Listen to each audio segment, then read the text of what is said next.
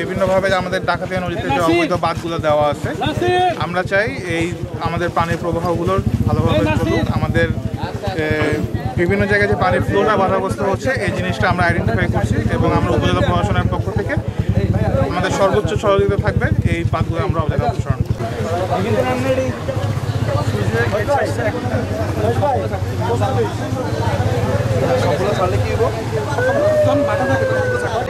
যে আপনাদের যারা বৈষম্য বিরোধী ছাত্র আন্দোলন আপনারা যারা আছেন, আপনাদের মূল লক্ষ্যটা কি, একটু আপনাদের দাবিটা কি আমরা একটু জানতে চাচ্ছি। এখানে হচ্ছে বৈষম্য বিরোধী ছাত্র আন্দোলন যারা নেতৃত্ব দিয়েছেন আব্দুল মোতালেব আছে, এবং আমাদের হচ্ছে আমরা আরেকটা টিম হচ্ছে এবং বৈষম্য বিরোধী ছাত্র আন্দোলন যারা করছে, আমরা সবাই সমন্বিত হয়ে আমরা হচ্ছে রায়পুরে যে সকল অবৈধ বাঁধ রয়েছে এবং অবৈধ খালগুলো দখল করা রয়েছে, এই খালগুলো আমরা মুক্ত চাই একদম। আমরা ডাকাতিয়ার যে আগে প্রবহমান যে স্রোত ছিল, সেই স্রোতটি আমরা আগের পুনরায় আমরা ফেরত পেতে চাই।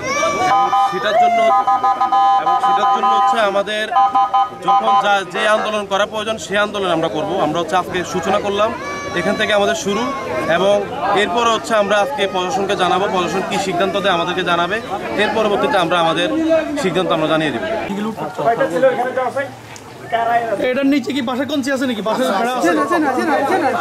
এই হুদিগুলো বেড়া দেখছি আমরা, বাসা বেড়া দেখছিলাম না, কোনো বেড়া নাই। এই যে আমাদের কাছে যে না কোনো বেড়া না, যদি বেড়া থাকে তাহলে স্যার আমার যে শুধু চাল আছে, পাহাড়া চাল, কোনো বেড়া নাই।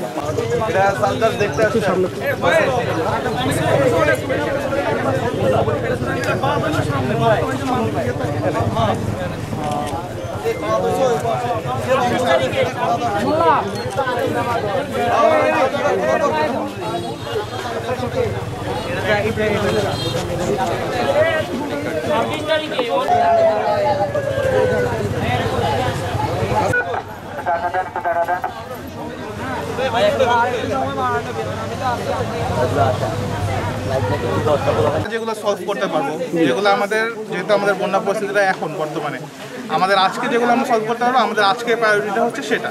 আর বাকি আপনাদের যে কনসার্ন অস্থায়ী বাঁধগুলো, আর যে অস্থায়ী বাঁধগুলো আমরা আসলে দেখতে আসছি এবং সলভ করতে আসছি, আর যেগুলো আপনাদের স্থায়ী বিষয়, যেগুলোতে প্রশাসনিক হস্তক্ষেপ দরকার হবে, সেগুলো আমরা অবশ্যই আপনাদের অভিযোগের ভিত্তিতে আমরা জিনিসগুলো দেখব।